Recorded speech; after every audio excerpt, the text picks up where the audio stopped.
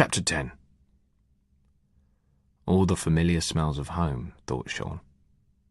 Damp concrete, frying stuff. And do I detect the faintest aroma of stale piss? I believe I do. God, I used to live here. He got into London at lunchtime, and then spent a few hours knocking around the West End before heading east. Part of it was just practical. His mum had told him not to turn up before she ended her shift at the shop, and part of it he had to admit, was that he hadn't been sure if he would still recognise the place.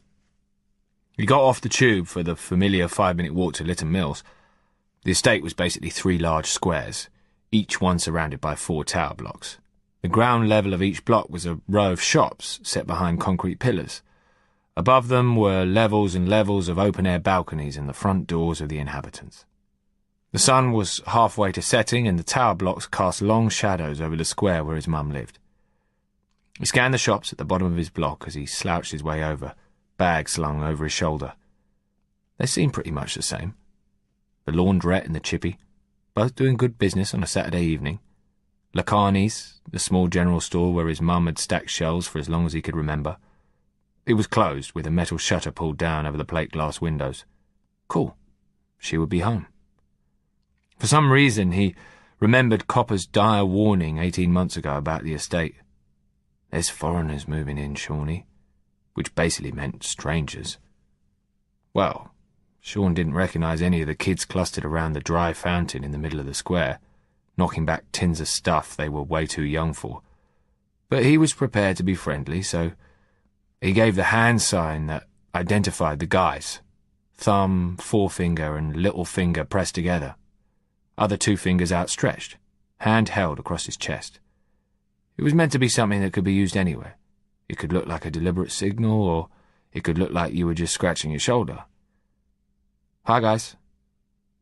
3 of them gave him the finger. 2 of them sniggered. One just rolled his eyes in disgust. Fuck off, pig. Pig? Sean exclaimed, half laughing, half horrified. They thought he looked like a cop. Maybe he was just too smartly turned out. Shit. No, mate. You got it all wrong. I was just on my way to shag your mum, so I thought I'd be friendly. That got their attention. They stood up, and 2 of them blocked his way. You got a problem? The pig boy asked. Nah.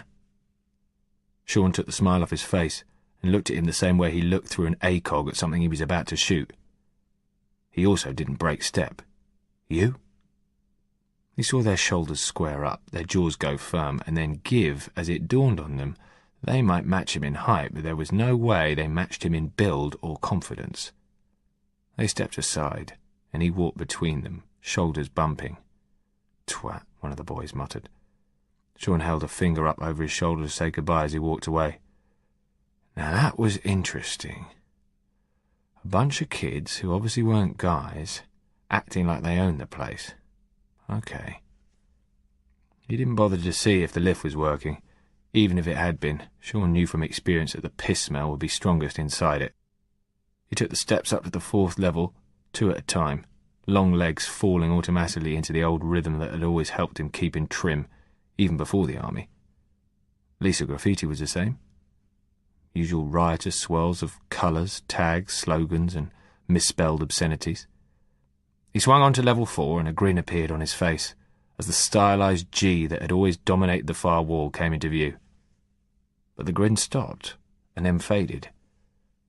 As he saw more of it, only half the G was visible. The rest was covered over. He was pretty sure that at least 2 of the symbols and glyphs that had replaced it were gang logos, but he didn't recognise either of them. There were slogans in English and something foreign with letters he could at least read, and something even more foreign in squiggles that he had no clue about. Okay. The balcony was worn and chipped, with graffiti on the bare concrete. He walked along to the 3rd door and raised his hand to knock, and hesitated. Millimetres from the scuff paint of the door. Come on, just knock. Get it done. He gave the number a last check, like there was any doubt about it being the right one, and knocked a quick rhythm against the wood. Then he stood back and waited. On the other side, He heard a door open, then footsteps shuffling closer. Sean checked to make sure he looked smart, presentable. He wanted his mum to see that her son was doing okay. The door opened. "Hello, love." She seemed to say it to his shoulder. She couldn't lift her head any higher. He stared down at her. He still towered over her, of course. Janice Harker was 33 years old, 16 years older than him, but looked 50. And the dye didn't hide the grey. She'd done her hair and put on her best clothes for him, a fading blue dress over an appallingly thin figure. Eh?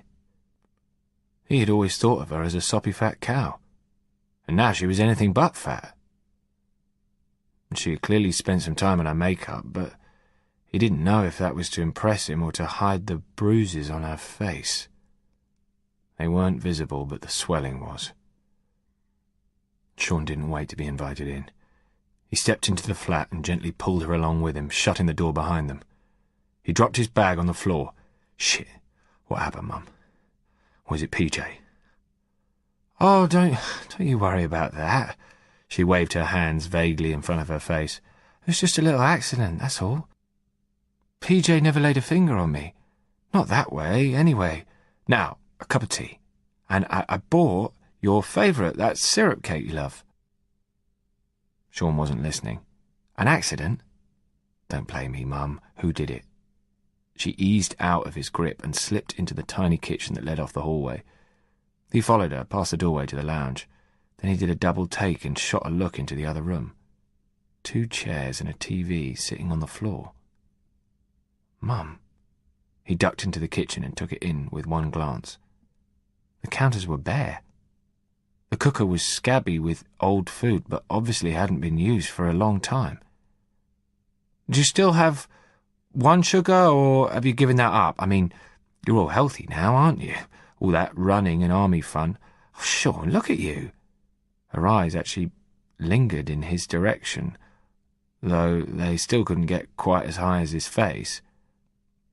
"You got so big and handsome. You got a girlfriend? I'd love to meet her." "You need to tell me what happened, Mum." Sean dropped down to a crouch and opened the fridge. Empty shelves stared back. Without a word, he stood up, checked a few cupboards, a couple of tins of sardines, a stale loaf of bread, and some own-brand tea bags. That was it. She flipped the kettle on and dropped a tea bag into a mug as it began to warm up. "There won't be any milk, I'm afraid." "No milk?" said Sean. "Mum, there's no food anywhere." "That's because I'm waiting for my delivery, love. It's due later today, I promise." "Delivery?" Sean said in disbelief. "You mean you have food delivered?" His mum nodded. "So you ordered it, right? Through a website?" She nodded again, smiled. "Even though you haven't got a computer or a smartphone?" Her face flickered as she sought for an explanation. "I use their computer next door," she said. "You remember Lisa and John?" "Yes, that's what I did." Sean shook his head, fighting his temper. He should have known it would come to this. Spend a year away from her, and he worried about her. 30 seconds back in her company and she was pissing him off again. "Mum, just tell me." "Let's talk in the lounge," she said. "It's more comfy in there." Sean stood his ground. "Mum, you need to talk to me. I can see you're not spending it on food, or booze, or smokes, or drugs, so where—" The flat shook to the sound of a knock on the front door, angry and demanding. Something like a stab of pain shot across his mum's face.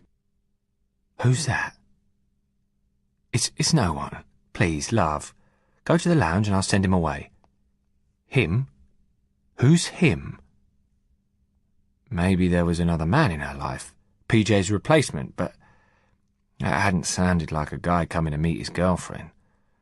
Ah, shit, she wasn't getting beaten up again, was she? She pushed past him, holding her hands to her chest like she didn't even want to touch him. But it wasn't that. He could see that her fingers were wrapped round something, trying to hide it from view. He reached out and blocked the door with one arm, stopping her from getting any further. Then gently he took her hand in his and opened it, ignoring her weak struggle. Staring back at him was a roll of £10 notes. "Mum." It's nothing," she said. "I just need to—" Sean took the money as another knock shook the door. "Stay here." He eased his mum gently back into the kitchen. "Let me sort this," she started to cry. "No, stay," he repeated. Sean closed the kitchen door and took the 3 steps to the front of the flat. The door shook again, even more violently. "Oh, no! Sean, don't, please!" His mum's voice rose in a wail of sheer terror. He pulled the door open.